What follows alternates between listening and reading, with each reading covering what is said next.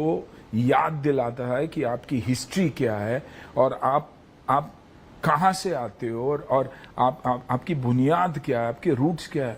क्यों नहीं? Why won't I do it? I've always said I'm a huge fan of his. You know, I'm not talking about a party, I'm talking about a leader. If a leader excites me, it excites me. As much as I love my country, I love that man.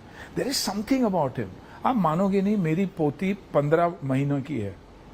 हर रोज सुबह, and somebody had told her, Modi ji, that's it, one photograph somewhere, one of her nannies, airport के वहाँ उन्होंने दिखाया. आज हर रोज सुबह आती है, एक साईं बाबा का बुक है जिसमें मोदी जी की फोटो है, बड़ी फोटो है, वो उसे खोलती है, मोदी जी बोलती है, गणपति की मूर्ति के पास जाती है, वहाँ लड्डू मेक बिलीव लड्डू लेके आती है और उनको खिलाती है.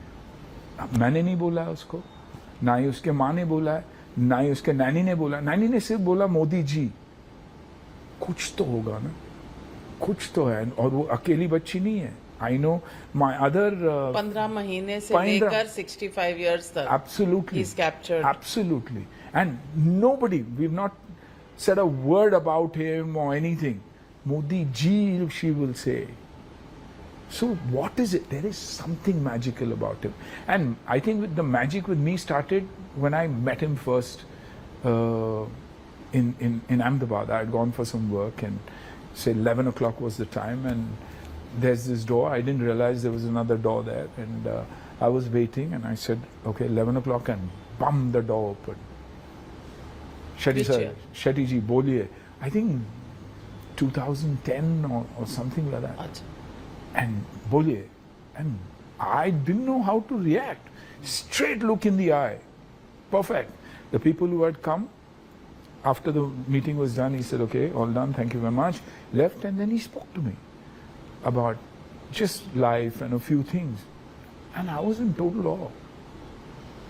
So, it's a human being who's made an impact. और मैं यही बोलता हूँ ना, आज आप अमेरिका जाओ, लंदन जाओ, यूरोप जाओ, इंडियन, you know, आपको लगता है फर्क पड़ा? बहुत फर्क पड़ा होगा, बहुत ज्यादा फर्क पड़ा होगा, बहुत ज्यादा. आप G7 में देखे ही ना, बोलने की बात छोड़िए, ऑडियो बंद कर दीजिए. जैसे कि मैं आपको बताऊं, मेरा ड्राइवर है, उसकी बेटी, मैं उसको पूछ रहा था कि बेटे तो अगर नरेंद्र मोदी जी को, हमारे प्रधानमंत्री को कोई क्वेश्चन पूछना चाहेगी तो क्या पूछना चाहेगी? तो कमाल का सवाल उसने पूछा कि क्या हमारे प्रधानमंत्री आम खाते हैं? ये भी उसका क्वेश्चन है कि आम खाते हैं, और अगर खाते हैं तो क्या काट के खाते हैं या ऐसे गुठली के साथ खाते हैं? मतलब होता है ना, वॉश बेसिन के ऊपर खड़े होके गुठली के साथ आम खाना, उसका मजा ही कुछ और होता है. तो मैं जानना चाहूँगा कि आप आम खाते हो? एक तो मैं आम खाता भी हूँ और आम खाना मुझे बहुत पसंद भी है. अच्छा. और गुजरात में आम रस की परंपरा भी है. वो तो बहुत. लेकिन जब मैं छोटा था तो वैसे तो कोई आम खरीदना वरीदना तो हमारे लिए कोई उस प्रकार की कोई लग्जरी हमारे फैमिली थी नहीं. लेकिन कभी खेतों में चले जाते थे तो हमारा देश का जो किसान है बड़ा उदार रहता है. कोई खेत में आकर के खाता है तो कभी रोकता नहीं है, चोरी करता है तो रोकता है.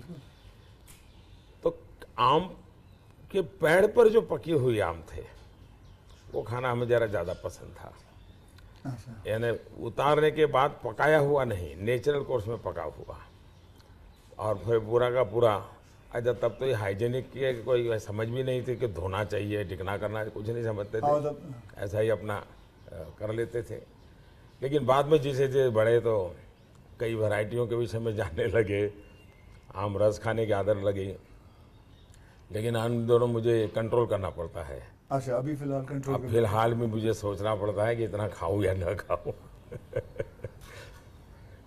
नरेंद्र जी, मैं आपसे ये पूछना चाहूँगा कि आपने कभी सोचा था कि आप प्रधानमंत्री बनेंगे? कभी आपने सोचा था?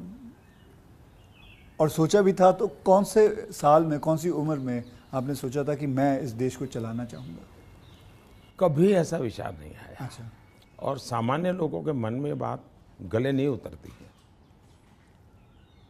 शायद जो बन जाते हैं सबके जीवन में ऐसा होगा. मैं नहीं मानता हूँ कि यानी कोई एकदम फैमिली ही उसी प्रकार से बैकग्राउंड वाली हो और किसी के मन में इच्छा जगती हो तो बहुत स्वाभाविक है। वरना मेरा जो फैमिली बैकग्राउंड है उसमें तो अगर मुझे कहीं अच्छी सी नौकरी की भी मिल गई होती तो शायद मेरी माँ अड़ोस पड़ोस के लोगों को गुड़ खिला देती कि चलो भाई बेटे को वहाँ नौकरी मिल गई, क्योंकि उससे ज़्यादा हमने तो कुछ सोचा नहीं था, गांव के बाहर कुछ देखा नहीं था। ये तो ऐसे ही यात्रा चल पड़ी और देश मुझे लेता चला गया, तो अपने आप ही बनते चले गए, सब कुछ जिम्मेवारी आती गई। बहुत ही मतलब नेचुरली रहा है इसमें।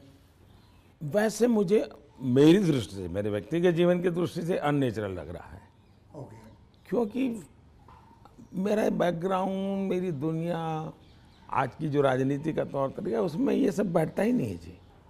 मुझे भी आश्चर्य हो रहा है कि देश मुझे इतना प्यार कैसे करता है और इतना सारा क्यों मुझे देता रहता है।